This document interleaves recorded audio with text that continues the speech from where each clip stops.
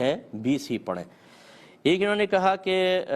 ہم ماسی کو تنخواہ دیتے ہیں لیکن کبھی کبھی تھوڑی سی زکوٰۃ بھی اس کو دے دی جاتی ہے اور ماسی بھی جانتی ہے کہ ہمیں زکوٰۃ دی جا رہی ہے، کیا حکم شرع ہوگا؟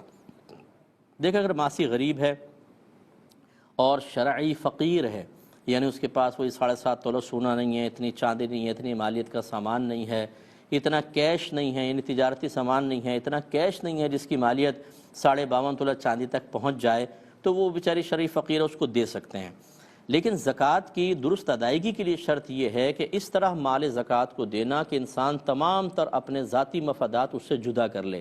یہ بھی ضروری ہے۔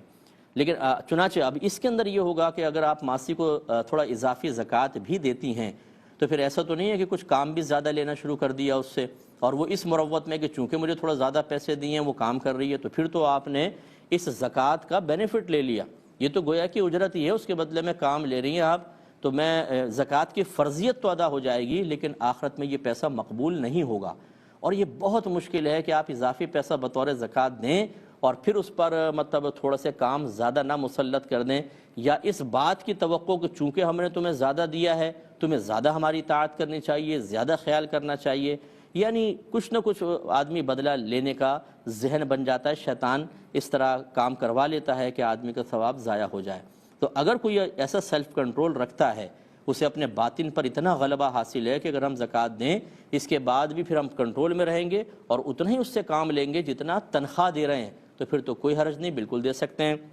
ورنہ بصورت دیگر زکوٰۃ تو پھر بھی ادا ہو جائے گی لیکن ہو سکتا ہے آخرت میں ثواب میں کمی ہو، اس پر ضرور توجہ رکھی جائے۔